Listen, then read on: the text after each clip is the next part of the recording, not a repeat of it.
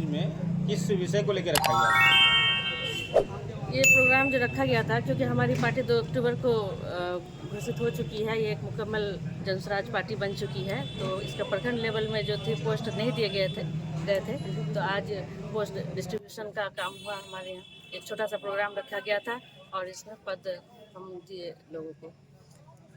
Party बनने के बाद ही अभी 4 सीटों पे उपचुनाव होने वाला है और चारों सीटों पे आप लोगों ने ऐलान किया। अभी प्रोफेसर साहब बोल रहे थे कि चारों सीटों पे लड़ेंगे, तो क्या लगता है कि आने वाले वक्त में आप लोग सफलता हासिल कर पाएंगे? जी, गया डिस्ट्रिक्ट में 4 इमामगंज, बेलागंज और तरारी में ये होने वाले हैं चुनाव।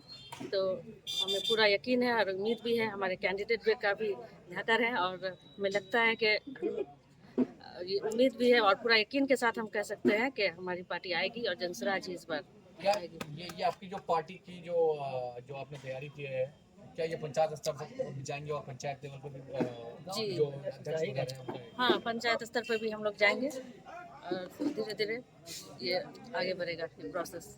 तमन्ना जी, लिस्ट में नाम आ रहा है आपका भी कि आप भी शायद चुनाव लड़ेंगी यहाँ से, क्या कुछ सच्चाई है इसमें? देखिए, अभी तो हम लोग जनस्वराज के अभियान को मजबूत कर रहे थे। अब पार्टी में उसकी नेत्री के तौर पर हम काम कर रहे हैं और हमसे जो भी हो पा रहा है हम पूरे तन मन धन के साथ जनस्वराज के लिए कर रहे हैं। और मेरा एक ही मकसद है कि बिहार में विकास हो, हमारे सीमांचल में विकास हो और उसके लिए मुझे जो भी करना पड़ेगा मैं करूँगा। जनस्वराज के द्वारा किस चीज़ को लेकर रखा है? अभी आप लोग जैसा जानते हैं 2 अक्टूबर को ही हमारी पार्टी का गठन हुआ और मात्र आज 17-18 दिन हो रहा है। इतनी जल्दी में हम लोग प्रखंड से पंचायत स्तर तक हमारे दल का विस्तार करना है। इस क्रम में हम लगातार हम लोग अगले इस हफ्ते से पहले हम लोग कुटिया किए, कल दिगलबंद किए, बहादुरगंज किए, प्रखंड स्तर पर संगठन को विस्तार करना है। उसी संगठन की आज घोषणा करना था। हमारे जो पदाधिकारी हुए उनको सम्मानित करना था, उसी संदर्भ में ये बैठक रखी गई थी। सर, बी टीम का आरोप लग रहा है, क्या कुछ कहेंगे इसको लेकर? भाई, राजनीति में तो आरोप प्रत्यारोप का नाम है राजनीति। बी टीम या ये टीम, किस दल को नहीं कहा गया, सब या तो खुले हो रहा है। आज हमारे गिरिराज जी आ रहे हैं। अरे अगर सच्चा सनातनी बना के लिखो तो मैं सबसे गिरिराज सिंह का आगे हूँगा। सनातन धर्म के अर्थ को शायद गिरिराज सिंह जी नहीं समझते। सनातन का मतलब होता है, सनातनी वो होता है जो ऐसा राज जो राम राज की जो हम परिकल्पना कर रहे हैं। राम राज एक ऐसा राज जिसमें सिर्फ मनुष्य की चिंता नहीं कर रही है, बल्कि उस राज्य में बसने वाले पशु पक्षी कीड़ा मकोड़ा के भी हित की रक्षा होती है। उसको सनातनी कहते हैं, उसका नाम राम राज। लेकिन आज क्या करने आ रहा है? अरे गांधी जी ने कहा था ना भाई, गांधी जी बोला था मैं कट्टर हिंदू हूं, और जब बना था तो उसका अंतिम शब्द था हे राम।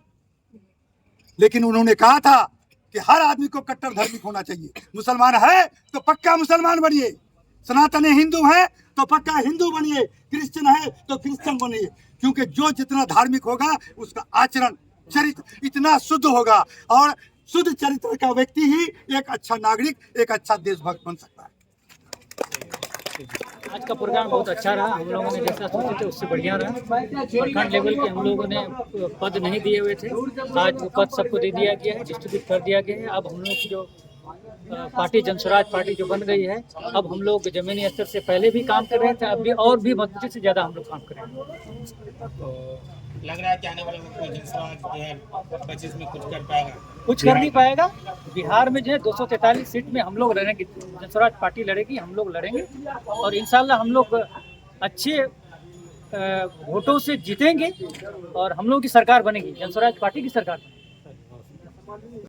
बहुत बहुत खुशी हुई।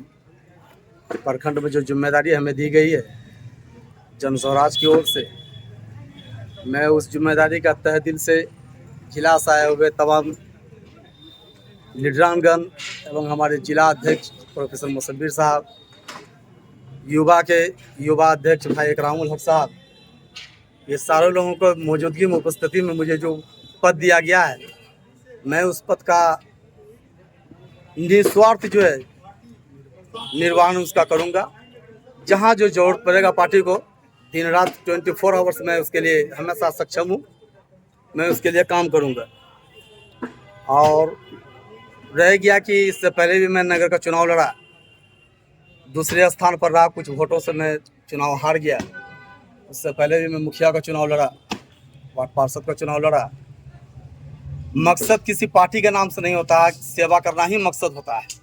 जो निष्पक्ष हो, जो सही लगे कि नहीं इस काम को करना चाहिए, ऐसे लोगों के लिए जो है आगे बढ़ना चाहिए, वैसे लोगों के लिए हम लोग हमेशा आगे हैं। इससे पहले भी जो है पब्लिक सेवा में ही यहाँ से लेकर कारावास तक का जो है झेलना को झेल चुके हैं। आगे भी जहाँ जो पब्लिक का भलाई के लिए लड़ाई लड़ना पड़ेगा लड़ेंगे। जन स्वराज को जमीन से लेकर ऊंचाई तक पहुँचाने में जितना ताकत लगाना होगा, हम हमारे एक राहुल भाई, इसके लिए हमेशा हम लोग प्रयास हैं। गरीब तबका हर एक जाति के, हर एक समुदाय के लोगों से मिलकर के उनके परेशानियों को, उनके मुद्दों को जाना है। तो उसी प्रकार हम अपने प्रखंड में, अपने इलाके में लोगों से घूमेंगे और लोगों तक जनस्वराज की बातों को, जनस्वराज के विजन को, उनके मिशन को लोगों तक पहुंचाएंगे और एक सामूहिक प्रयास के साथ एक बेहतर विधानसभा में, बेहतर सीमांचल बनाने के, बेहतर बिहार बनाने की कोशिश करेंगे। इससे पहले तो आपको राजनीति में देखा गया है, लेकिन अभी तक किसी पार्टी का सदस्यता शायद आपने नहीं लिया था। जनस्वराज को क्यों चुना आपने? जी बिल्कुल, इससे पहले हम राजनीतिक से जुड़े हुए हैं, पंचायत स्तरीय चुनाव लड़े हुए हैं और किसी पार्टी की सदस्यता हमने नहीं ली थी। इस बार पहली बार हमने जनस्वराज का सदस्यता लिया है और उसमें एक पदाधिकारियों ने मुझे प्रखंड स्तरीय पद भी दिया है। तो हम चाहेंगे, इसलिए जुड़े हैं जनस्वराज से कि एक नई पार्टी है, उनकी सोच हमें बेहतर लगा। प्रशांत किशोर जी की हर एक बातों को हमने सुना, उनको कई साल से हम देख रहे हैं, उनको वॉच कर रहे हैं।